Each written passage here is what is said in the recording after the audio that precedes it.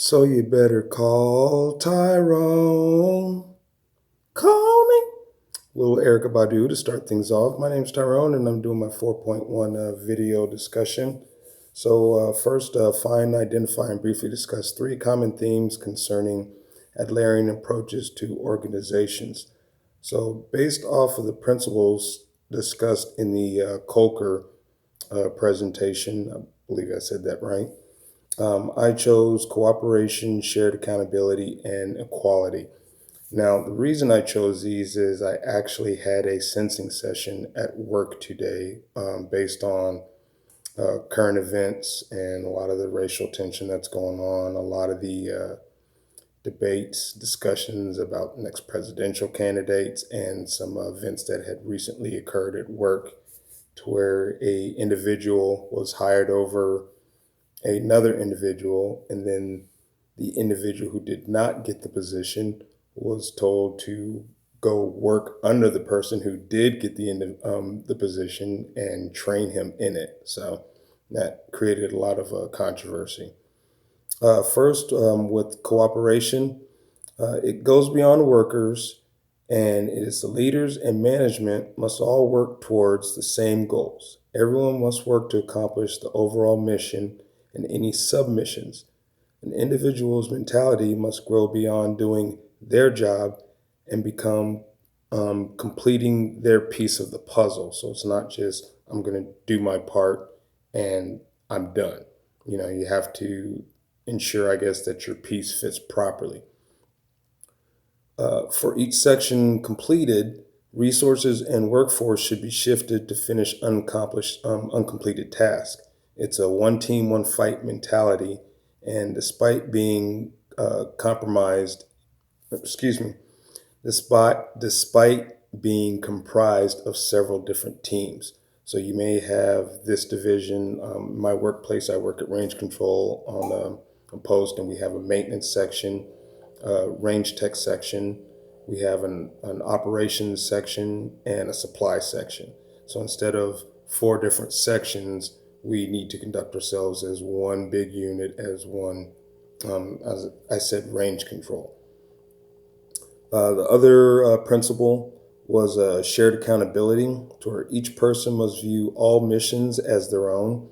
The responsibilities of a coworker should be approached and treated as individual workers' responsibility. The organizational mentality should be we all succeed or we all fail. No individual is to blame for failure, because others would also be at fault for failing to help or cooperate with their coworkers to facilitate accomplishing organizational goals. So if we succeed, it's a team effort, it's a team win, just as in any sport. And if you lose, it's a team loss. It's not like one person gets a loss and everyone else, well, you did your job, so you get a win. The big piece about that is, like I said, is the we all fail. So it's not so much that one person failed to do their job, but other people failed to assist them and help them accomplish their portion.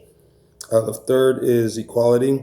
Although leadership and management positions come with more organizational power, subordinate co-workers should be treated as equal in terms of goal accomplishment. This is reflected in the boss versus leadership or leader style. The boss says go and do, to whereas the leader says let's go do. So he's right there with his worker. He or she, excuse me, is right there with their workers. Even though managers and leaders may be in a supervisor role, they have a responsibility to ensure all needed work materials are present to facilitate organizational goal achievement. So obviously, workers don't have materials they need, job's not going to get done. Workplace performance and no other determining,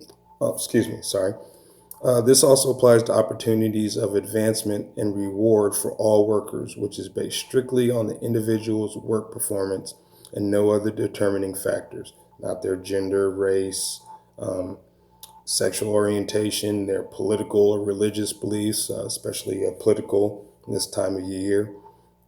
So in terms of the hypothetical management team. One of the things that was actually mentioned today, I guess, in terms of hiring practices, is a panel that is not necessarily comprised of individuals within that workplace. You have outside individuals come in and they have a clear understanding that they're basically there to select the best candidate. When you have all the people within your workplace, there's going to be some bias. There's going to be biases and I guess favorites. And a person, as I quoted earlier, the instance, which is a part of the controversy, someone may get promoted over someone who is more qualified. When you have an outside individual that is looking strictly at resumes and maybe conducting panel interviews, then that hopefully will help to balance that out. So that is all that I have. Everybody have a good evening. Talk to you later. Bye.